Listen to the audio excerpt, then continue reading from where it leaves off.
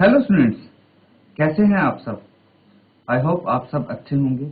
ICT virtual classroom में आप सबका स्वागत है। मैं विकास, क्लास 6 का मैथ्स हम कर रहे हैं। चैप्टर है मेंसुरेशन। तो इसी चैप्टर को कंटिन्यू करेंगे। कुछ क्वेश्चंस हम कर रहे थे स्टूडेंट्स, और जो क्वेश्चन कर रहे थे वो थे आपके एरिया से रिलेटेड। हमने सीखा था प्रीवियस सेशन में कि एरिया होता क्या है। उम्मीद है आप सबको अच्छे से याद होगा। तो एरिया क्या होता है? कोई भी फिगर होती है, उसके अंदर एनक्लोज्ड जो रीजन होता है, उसके अंदर का रीजन जो होता है उसको एरिया बोलते हैं। ये चीज आप अच्छे से जानते हैं। अब area of rectangle, area of triangle, area of squares, ये सब चीजें हम करने वाले हैं। तो रेक्टेंगल का एरिया निकालना हमने सीखा था प्रीवियस सेशन में। अब हम एरिया ऑफ स्क्वायर निकालेंगे। अब उससे पहले आपको ये चीज तो पता होनी चाहिए कि स्क्वायर कैसा होता है, कैसा दिखता है, और एक स्क्वायर की सभी साइड्स इक्वल होती हैं, ये भी आपको पता होना चाहिए। और एरिया क्या होता है? जो इसके बीच का ये रीजन दिख रहा है, ये पूरा एरिया बोलते हैं स्टूडेंट्स। और फाइंड आउट कैसे करते हैं? सबसे बड़ी बात ये है, एरिया ऑफ अ स्क्वायर क्या होता है?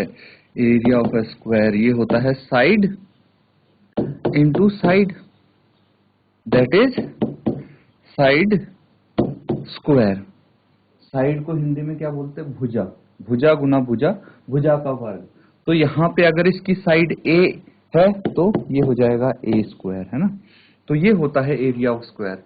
अब देखिए, एक ही जगह अगर 10 रख दिया तो इसका एरिया निकाल सकते हैं। अगर इसकी साइड 14 है तो इसका भी एरिया निकल सकता है। ऐसे ही सारे पार्ट्स आप कर सकते हैं। अब देर किस बात की है, जल्दी से सॉल्व कीजिए और बताइए क्या आपका आंसर आता है। अपना आंसर शेयर करेंगे सभी स्टूडेंट्स।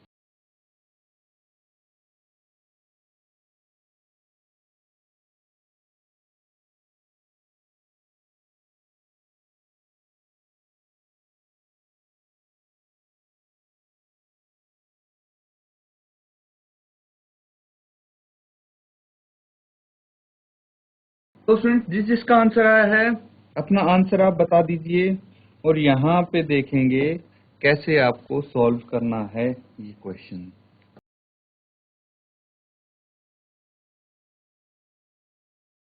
तो सबसे पहले आपको पता है कि एरिया ऑफ स्क्वायर क्या होता है। एरिया ऑफ द स्क्वायर ये होता है साइड इंटू साइड, या फिर साइड स्क्वायर, है ना। तो क्या है आपके पास? साइड 10 है पार्ट ए में, तो 10 इंटू 10, है ना। 10 सेंटीमीटर इंटू 10 सेंटीमीटर, तो ये हो जाएगा 10 इंटू 10 100 सेंटीमीटर स्क्वायर। ये आ गया इसका एरिया। एक स्क्वायर का एरिया आप इस तरह से निकाल सकते हैं। पार्ट बी देखिए। पार्ट बी में भी आपको क्या करना है? एरिया ऑफ द स्क्वायर, अगर साइड इंटू साइड नहीं लिखना है तो आप साइड स्क्वायर भी लिख सकते हैं। और यहाँ पे है 14, 14 का स्क्वायर यानी 14 का वर्ग। कैसे करते हैं 14 का वर्ग स्टूडेंट्स? 14 इंटू 14 ही तो होता है। तो डायरेक्टली अगर आपको स्क्वायर निकालना है तो कैसे निकालेंगे, ये भी एक क्वेश्चन है। देखिए, वैसे तो आपको याद होने चाहिए कि 14 का स्क्वायर 196 होता है और यूनिट आएगी सेंटीमीटर स्क्वायर। तो ये एटलीस्ट आपको 20-25 तक याद होने चाहिए किसके स्क्वायर क्या होते हैं।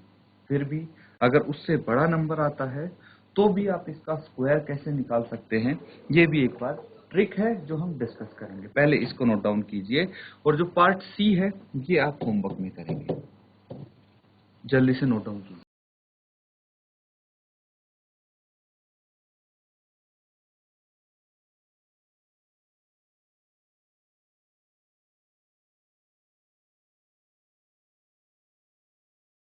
अब देखिए स्टूडेंट्स, एक छोटी सी ट्रिक हम यहाँ पे सीखने जा रहे हैं। स्क्वायर ऑफ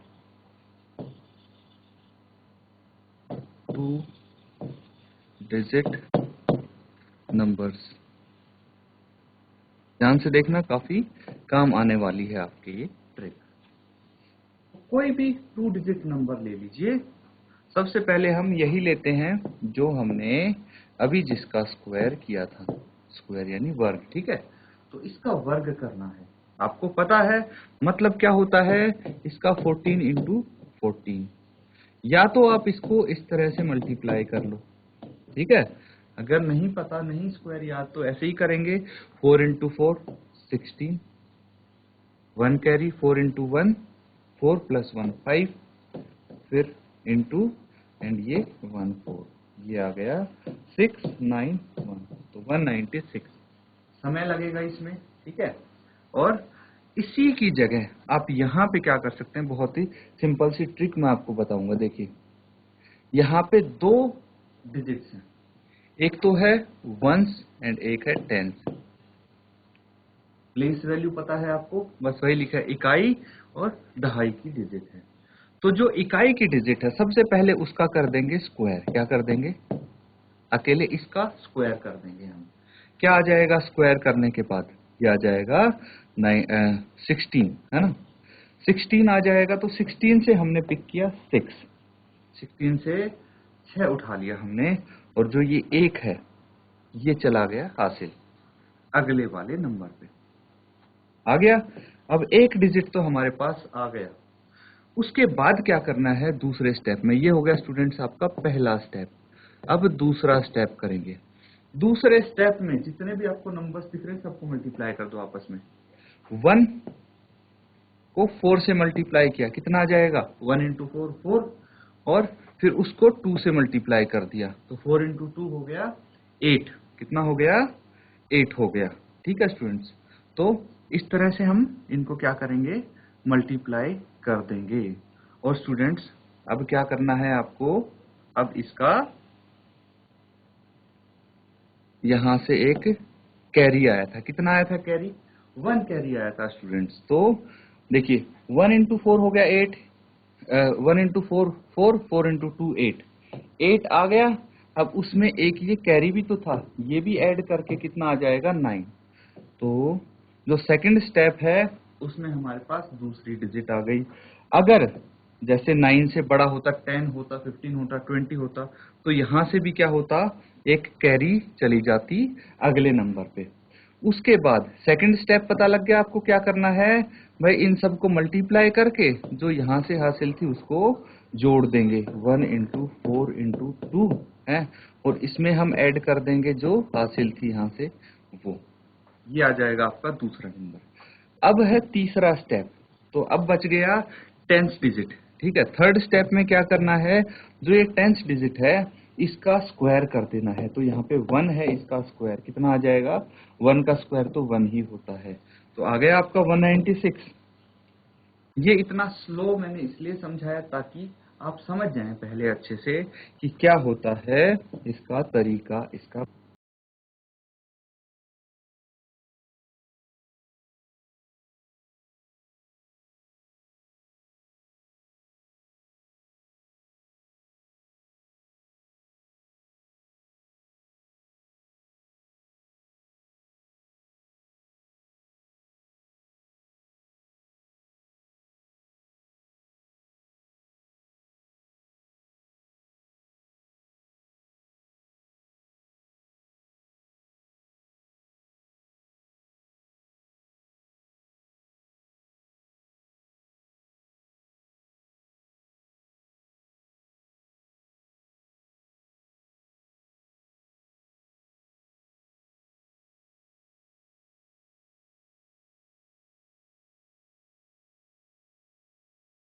तो स्टूडेंट्स आज आपने एक नई ट्रिक सीखी है जिससे आप किसी भी 2 डिजिट नंबर का, 2 अंकों की संख्या का वर्ग निकाल सकते हैं। अब देखिए अगला क्वेश्चन हमें करना है, क्वेश्चन नंबर 3। जल्दी से इसको नोट डाउन कीजिए और मुझे सॉल्यूशन बता दीजिए स्टूडेंट्स फटाफट। क्या आंसर होगा इसका ये बताना है आपको। सब देख पा रहे हैं इस क्वेश्चन को। तो इसमें क्या पूछा गया आपसे, देखिए क्वेश्चन है the length and the breadth of 3 rectangles are given below. तीन पार्ट हैं तो तीन रेक्टेंगल यानी तीन आयत हैं आपके पास, उसकी लंबाई और चौड़ाई उनकी आपको दी हुई है। आपको क्या बताना है, विच one has the largest area and which one has the smallest. आपको कंपेयर करना है, तुलना करनी है।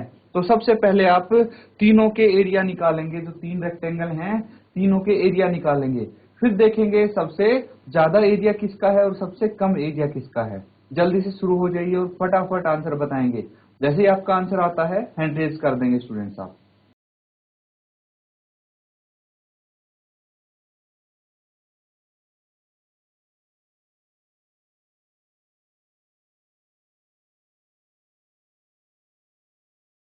बच्चों आ गया आपका आंसर? आपका आंसर अगर आ गया है तो हैंड रेज करके बता दीजिए मुझे। कैसी पवाओं, कैसी बीना खाल। बेटा किसी बच्चे का अगर आंसर आ गया है इसका तो बता दीजिए। फॉर्मूले सब आपको आते हैं। एरिया ऑफ रेक्टेंगल निकालना हम फर्स्ट क्वेश्चन में भी सीख चुके हैं। फॉर्मूला आपको मैंने बताया था, लेंथ इंटू ब्रेड्थ होता है। इसका आंसर आया है, जल्दी से बताइए।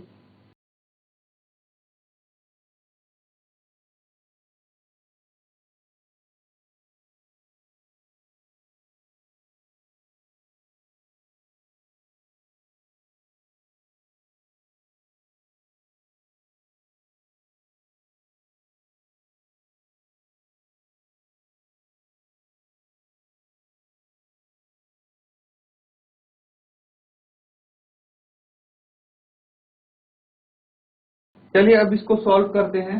आप चेक कर सकते हैं स्टूडेंट्स अपने आंसर्स, ठीक है। यहां से सबसे पहले पार्ट ए करेंगे, एरिया ऑफ अ रेक्टेंगल। एक रेक्टेंगल का एरिया क्या होता है, length into breadth.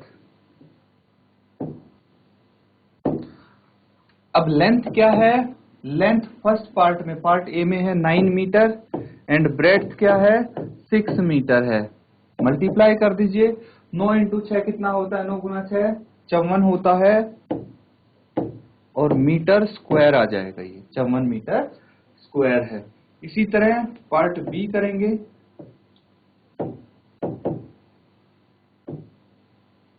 Area of a rectangle क्या आ जाएगा, सेम फॉर्मूला होगा, लेंथ इंटू ब्रेड्थ। तो ये कितना आ जाएगा, 17 इंटू 3, 17 मीटर इंटू 3 मीटर, ये आ जाएगा 51 मीटर स्क्वायर। 17 ये 51 होता है, तो 51 मीटर स्क्वायर। थर्ड पार्ट देखिए, पार्ट सी है। सेम फॉर्मूला लगेगा, area of a rectangle, length into breadth,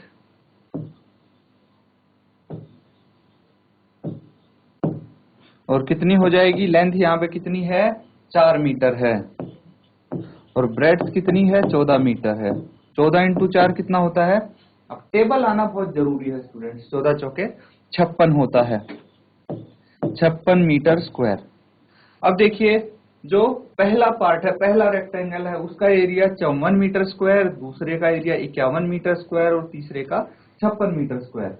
कौन से रेक्टेंगल का सबसे बड़ा एरिया है और कौन से रेक्टेंगल का सबसे छोटा एरिया है, ये यहाँ पे आपको दिख गया होगा। दिख गया कि नहीं दिख गया, नोट डाउन कर लीजिए इसको। और एंड में आपको लिखना है कि rectangle C has the largest area and rectangle B has the smallest area, ये आपको मेंशन करना होगा।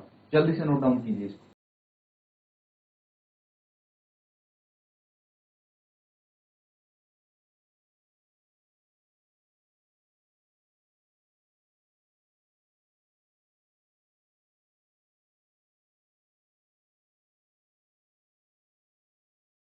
बच्चों नोट डाउन कर लिया सबने?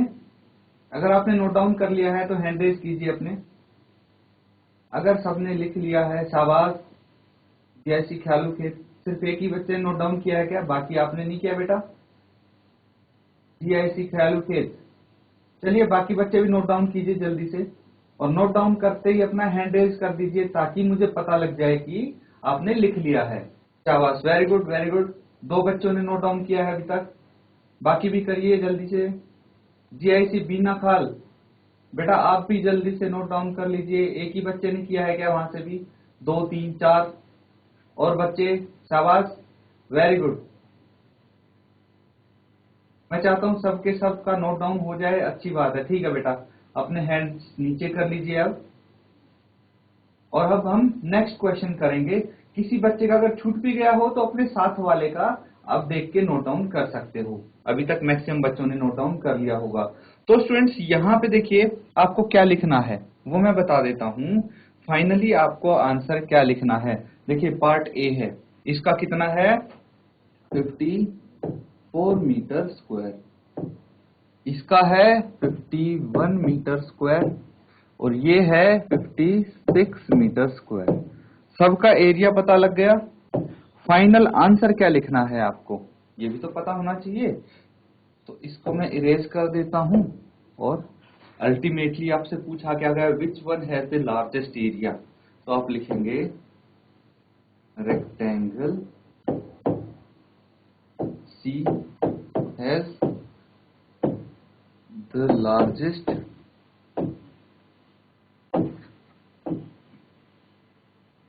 area and the rectangle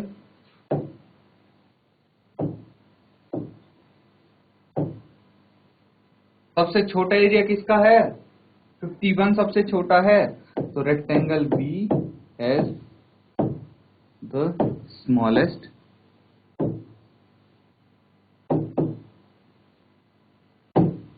and में आपको ये भी लिखना है इस आंसर में, ऐसा नहीं कि वहीं तक छोड़ दिया। आपसे पूछा गया क्वेश्चन, उसका आंसर आप प्रॉपरली लिखेंगे, तभी बच्चों आपको पूरे मार्क्स मिल पाएंगे। इसको भी नोट डाउन कीजिए।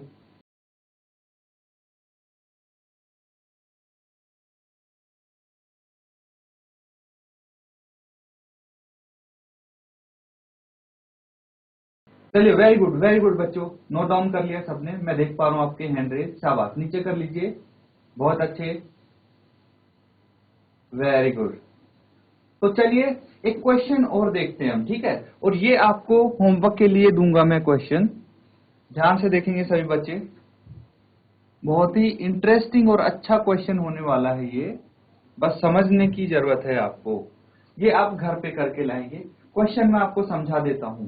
The area of a rectangular piece of a cardboard is 36 square centimetre and its length is 9 centimetre.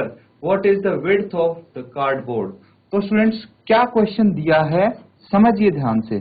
एक कार्डबोर्ड है, ठीक है, लकड़ी का कोई बोर्ड है, और लकड़ी का जो बोर्ड है उसका आपको एरिया गिवन है। एरिया कितना गिवन है?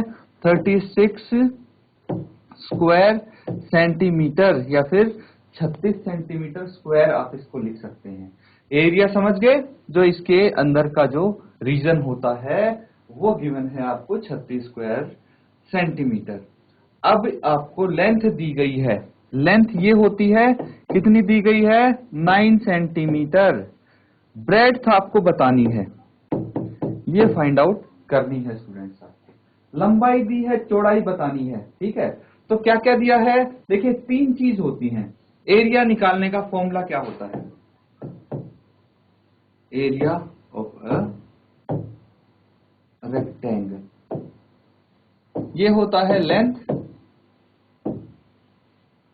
Into breadth.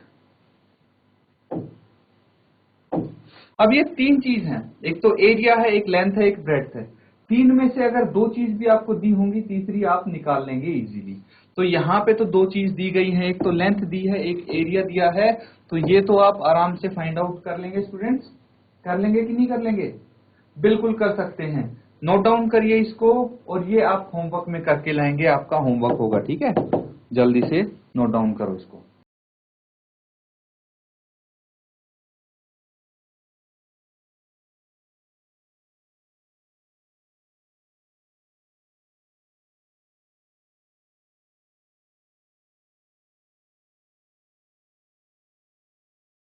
ठीक है, वेरी गुड स्टूडेंट, शाबाश शाबाश शाबाश, हाथ नीचे कर लीजिए बेटा, बहुत अच्छे। बिल्कुल ऐसे ही आप रिस्पॉन्ड करेंगे तो हमें भी पता लगेगा। वेरी गुड बेटा, नीचे कर लीजिए आप भी हाथ। तो जैसे आप रिस्पॉन्ड करेंगे हमें पता लगता रहेगा कि हाँ आपको समझ में आ रहा है, नोट डाउन कर रहे हो साथ साथ, और एक इंटरेक्शन होता रहेगा। इसीलिए आपको भी मजा आएगा अगर आप साथ साथ रिप्लाई करेंगे क्वेश्चंस का जो मैं यहाँ पे पूछता हूँ। तो बच्चों अब होमवर्क जरूर करके लाएं आप, ठीक है। सही होगा गलत होगा वो मैटर नहीं करता, जो आप कर रहे हैं लिख रहे हैं वो मैटर करता है। एक ही बार तो गलत होगा, अगली बार सही होगा, क्योंकि गलत होगा तभी मैं आपको करेक्ट कर पाऊंगा। इसीलिए उससे टेंशन नहीं लेने की भाई गलत ना हो जाए, कोई दिक्कत नहीं, गलत सबसे होता है, तभी आप ठीक करेंगे अगली बार। इसीलिए जरूर करके लाएं होमवर्क, ताकि यहाँ पे जब हम करें तो आपको पता लगे कि हाँ भाई आपने सही किया था या मिस्टेक हुई है तो कहाँ हुई है। तो इसी के साथ स्टूडेंट्स आज का सेशन यहाँ पे एंड करते हैं। Thank you and have a nice day.